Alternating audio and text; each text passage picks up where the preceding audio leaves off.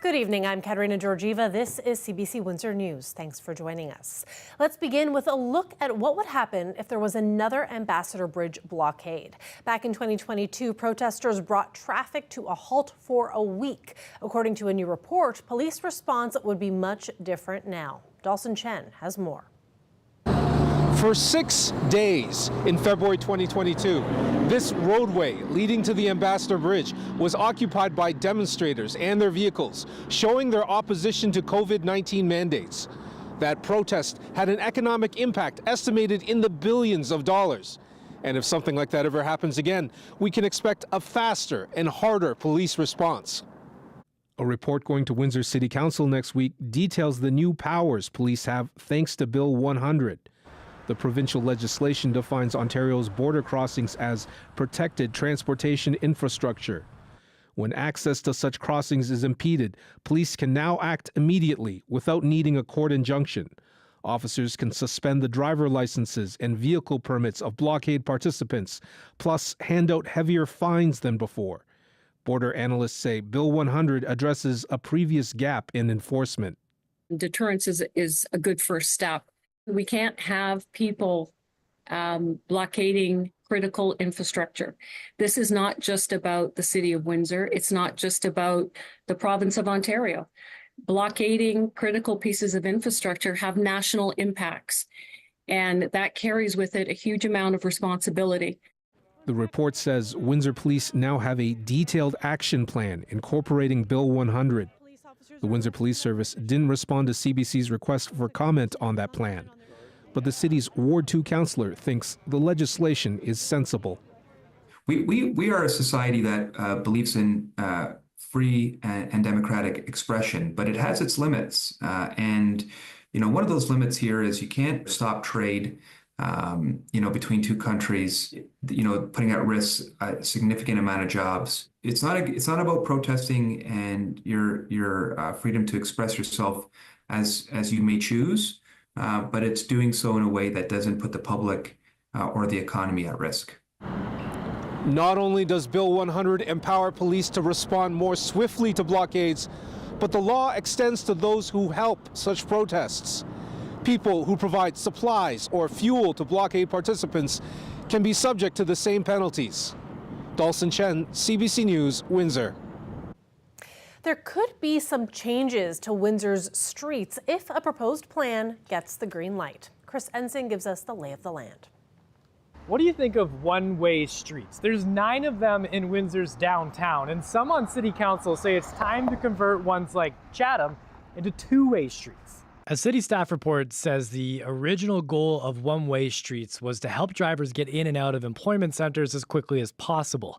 One-way traffic moves 10 to 20% more vehicles, and that reduces congestion for all road users. That can help improve traffic signal timing because there's no oncoming vehicles. That same report says these one-way streets lead to bad driving habits, like speeding, because there's no risk of a head-on collision. And occasional users get confused. They might avoid the maze-like parts of cities with primarily one-ways. There's also research suggesting that one-way streets have higher crime rates because of so-called shadow zones between buildings, with drivers passing by, not looking over their shoulders to check out those alleys. Here's some of the one-ways that are on the list to look at conversion. Jeanette, Bruce, Dougal, Victoria, Polisher, Glengarry, Elmer, Pitt, and Chatham. Staff would also look at Gladstone and Lincoln.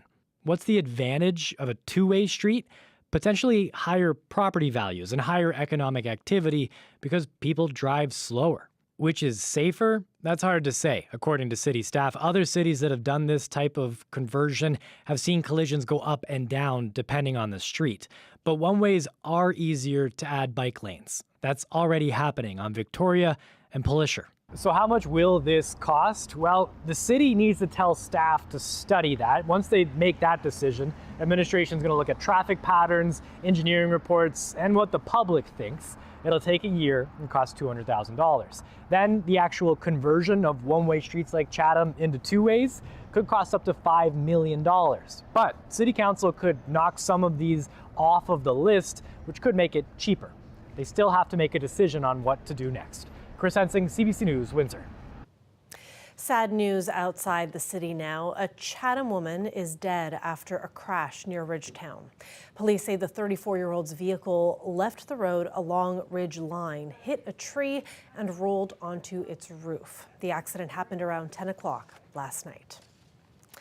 And next, we have two stories about this country's biggest airline. One looks at a disappearing perk, another at increased security. First, we look at how flying Air Canada could soon cost you more. The airline says its cheapest tickets in the new year will not include a free carry-on item on some routes. As CBC's Sophia Harris reports, the airline's move is not going over well with passengers.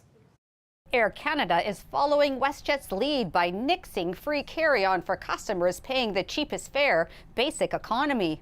Earlier this year, WestJet announced that passengers flying its lowest cost fare can no longer bring overhead carry-on on board.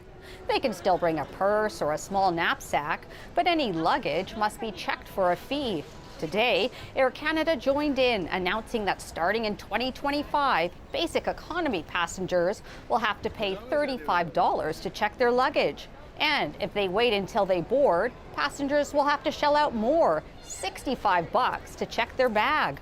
Now, most passengers CBC spoke with at Toronto's Pearson Airport weren't thrilled with the idea. I'm kind of surprised to hear that they're charging now for that for economy, because it kind of defeats the purpose of the economy ticket. I don't agree with any of the fees. I wish they would have to put at least a carry-on and a seat should be in the price. Airline analyst John Graddick agrees. He says airline fees are getting out of control and that carry-on baggage should be included in the ticket price. There are things that require, carry-on space, and I think that this is what I call a bridge pushed too far. However, airlines often argue that charging fees helps keep base fares low and that customers only pay for the added services they want. An airline analyst, Duncan D, says for passengers who travel light, Air Canada's new rules may work to their advantage. For the traveler who only carries on a small personal item, this is a boon for them because, frankly, they're no longer subsidizing the traveler who has a carry-on bag. Air Canada's no carry-on rules for basic fares will apply to tickets purchased on or after January 3rd. So, if you are planning to travel with Air Canada, pay the lowest fare and bring your luggage, it might be wise to book your ticket now. Sophia Harris, CBC News, Toronto. And if you are flying with Air Canada anytime soon, you might see something new at the gate. The airline is rolling out facial recognition technology to help passengers board planes more quickly. Georgie Smith has details on how it works and the privacy questions it's raising. Some travellers at Vancouver's International Airport now have a new way to board: facial recognition. Follow the steps to create your digital profile. Air Canada is pitching the change as a quicker way to get from the gate to your seat on the plane. Passengers must opt in to skip the step of an agent checking photo ID. It's a great program because it takes a lot of time to remove your passport or, take out your license. Not really impressed by that. I'd rather show my ID. But I think in the long run, it will save passengers a little bit of time. Vancouver is a Canadian first, and other airports will soon follow. I'll take your ID. You're just going to look straight at the camera for me, please. But the technology is used in other countries. The airline says personal information will be encrypted and deleted within 36 hours. Air Canada wouldn't provide an interview, but in an email said data given to Air Canada via digital ID is only used to satisfy the government requirement to confirm ID prior to boarding. The data is not used for any other purpose. But critics question the delay in deleting data. I'm just questioning Air Canada, why 36 hours? And so my view is that as soon as I board the airplane, don't need it anymore. I've gone through that security process. Others say Canadians are being asked to provide too much personal data too often. We all have to ask ourselves, at what point have we given away too much? When we're sharing our information with companies like Air Canada, we really are risking our privacy. Air Canada stresses this new way to board is optional for passengers. To use it, people simply need to download the Air Canada app, scan their passport and take a selfie, then simply show up at the airport. Georgie Smythe, CBC News, Vancouver. Colette Kennedy joins us now for a quick look at weather. And Colette, I took a quick look out our window. Still no snow that I'm seeing out there, but I think it's still coming, right? Well, we're doing pretty well in southwestern Ontario, but yes, we do still have some of this light snow that is going to be moving in. It's much more significant at the moment a bit further east and certainly to the north and back to the west of us. So we're in this pocket where we've got some drier conditions at the moment, but as this moves in overnight tonight and the temperature falls to -4, feeling like -13 because these winds stay strong, it does mean we'll pick up a few centimeters, quite likely accumulating, and then tomorrow some flurries linger behind, as well as some colder Arctic air that will be in place. And yes, tomorrow the wind's still strong. They'll calm down after that. I'll have details coming up. Sounds good. Thanks, Colette. You're welcome. A group of chemists in Quebec are warning about adult skincare products being used by children. They say the ingredients could be harmful for young skin. Vanessa Lee looks at what parents should know about the trend inspired by social media. Are these products good for your age? Swayed by videos posted by beauty influencers on social media, many tweens and teens across the country are obsessed with skincare. This moisturizer makes me feel very hydrated. Including 12-year-old Lauren from Toronto. I want to keep my skin healthy because I break out sometimes and I have acne. Oh my God, these look like proper tanning drops. Quebec's Order of Chemists is concerned about the viral trends. Let's talk about how I just had a chat with a 9-year-old who just bought these. It says kids are being enticed to use products meant for adults, not suitable for young skin. We needed to raise a flag on the different exfoliants and anti-aging creams that some kids as young as 5 years old go out and buy in different stores.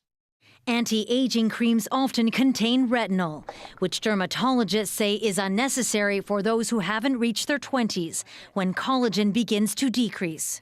They also point to chemical exfoliants containing alpha hydroxy acids and beta hydroxy acids being irritating by nature and can be harsh on sensitive faces. We do know that they are going to cause, inflammation, redness, scaling. This is something that can jeopardize the natural skin barriers for which you need, regular creams and moisturizers.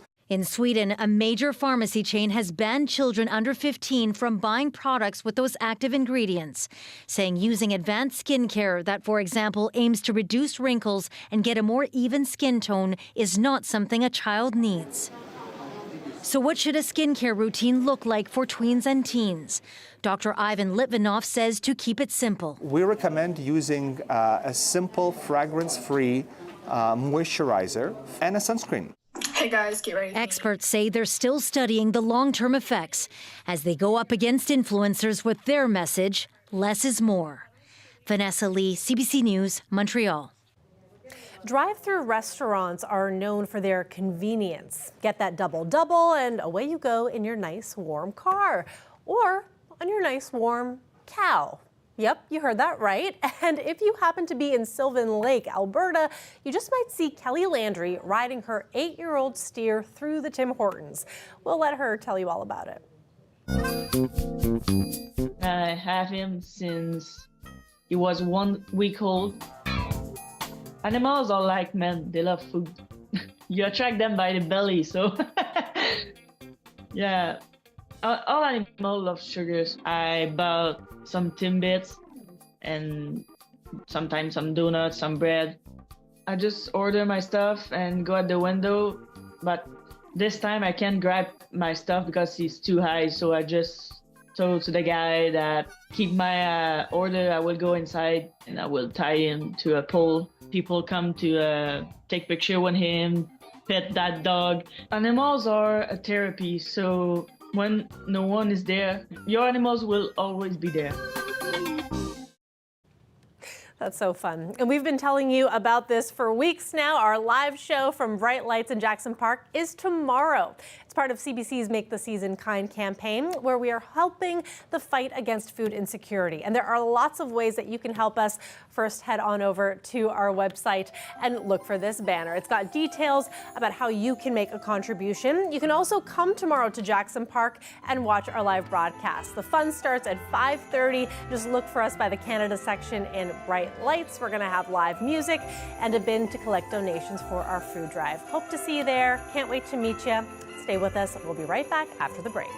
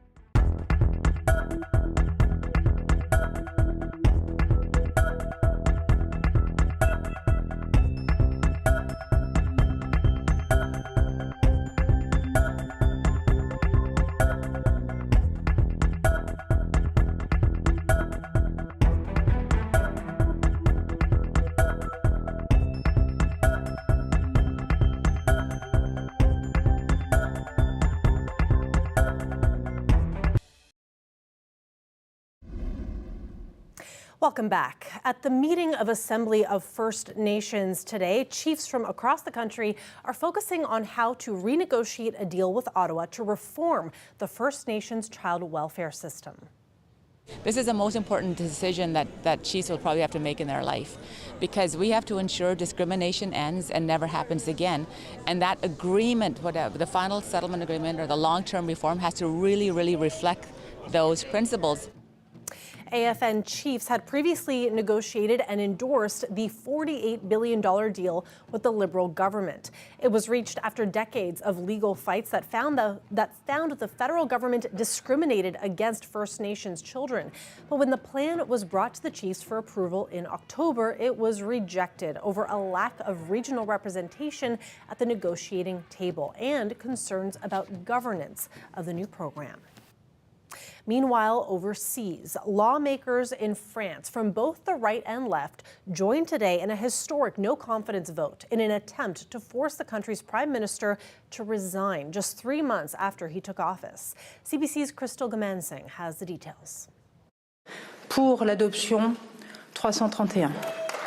331 members of Parliament out of 574 voted in favor of a non-confidence motion that brought down Michel Barnier's government. The French Prime Minister becoming the first to lose his position since 1962. Now, what happens next is he will have to offer his resignation to French President Emmanuel Macron. Macron can choose to accept it or not. It's believed he will accept it and then try to find a new prime minister. There can't be another election because there was one just in the summer, and there has to be a year between elections in France. So he will have to find someone who is able to at least try to unite a very fragmented political scene. The far-right leader of the National Rally Party, Marine Le Pen, has said that she is not calling for Macron's resignation, even though she and many in French society see Macron as the architect of the political chaos that is unfolding in France, saying that pressure is piling up at his feet and ultimately he has the last word. We don't know how long it'll take for him to name a new prime minister, but Macron will not be able to hide away. He will be in the spotlight in the coming days. Macron expected to host President-elect Donald Trump in France this weekend. Crystal Gamansing, CBC News, London. South Korea remains in the grip of political turmoil in the wake of the president's failed attempt to impose martial law. Protests by thousands of people stretched into the night in the South Korean capital, with demonstrators demanding the resignation or arrest of President Yoon Suk-yeol. In the early hours of Thursday, Seoul time, lawmakers formally introduced a motion in Parliament to impeach Yoon, with a vote to be held as early as Friday. South Korean troops entered the national legislature yesterday after the president suddenly imposed martial law and ordered opposition members arrested. But the attempt to disrupt 4 decades of democracy was met with widespread defiance by parliamentarians and the public. The head of a major U.S. health insurer has been killed in New York City in what police are calling a brazen targeted attack. United Healthcare CEO Brian Thompson was shot this morning outside the Manhattan Hotel where his company was holding an investor conference.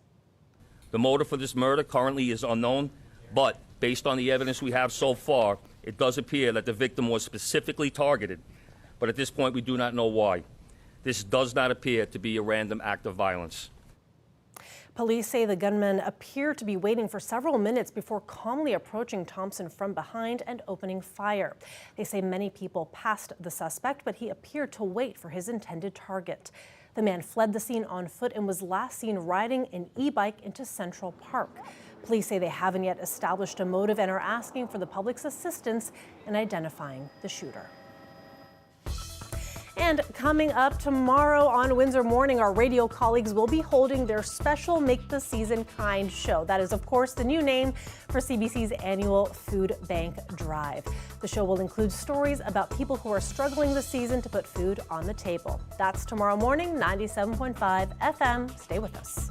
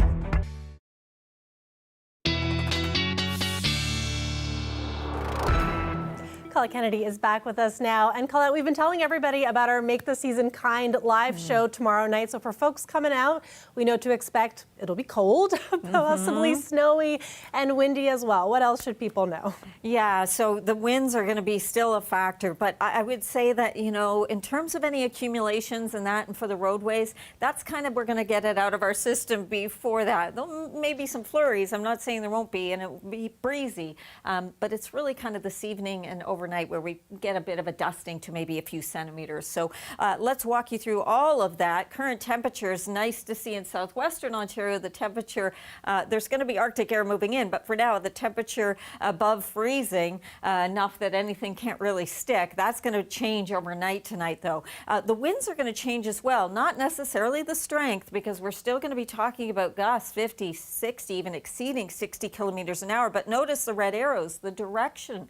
That's what changes west and then around eventually towards the northwest. In terms of the strength of these, later tomorrow night and into Friday, we'll see them backing off. Even tomorrow evening, there'll be some improvement. So we're kind of into a break for the moment. Back into Michigan, we have some of that lighter snow associated with this Alberta Clipper, and that's going to be moving in here as we move into the later evening hours. A whole different scenario in the lee of Lake Huron and Georgian Bay. Some of the areas that saw, 140 centimeters of snow, Brace Ridge, Gravenhurst, those regions are looking at an additional 15 to 30 over the next few days, and a huge area in a snow squall warning. And I do like to point that out in case you are planning on doing any traveling. Now is not really the time, not that far away, blowing snow advisory, and then winter weather travel advisories, that whole area in that sort of turquoisey blue. So we get the batch that comes in this evening. We may see a little bit of a break, and then another one goes through in those overnight hours. And then tomorrow, it's more a situation where maybe a few sunny breaks at times and some flurries kind of coming down as we get into that flow coming around more towards the west and then northwest. And some clearing, it looks like it, I know, but by the time we get into Friday, I really see the clouds then starting to fill back in. Watch out again. I mentioned travelers, the London area, 30 to maybe 40 or even 50 centimeters due to that lake enhancement. Not going to be pretty there over the next couple of days, plus it blowing around, reducing visibility. Overnight tonight, there it is. Yeah, that temperature sliding to -4, feeling like -13 with the wind chill, and we don't even get to freezing tomorrow. And then after that, I do have to point out the warm-up coming into next week. Here we go. Thanks for that, Colette, and thanks to you all for watching. We'll see you tomorrow at Jackson Park Bright Lights. Have a good night. Good night.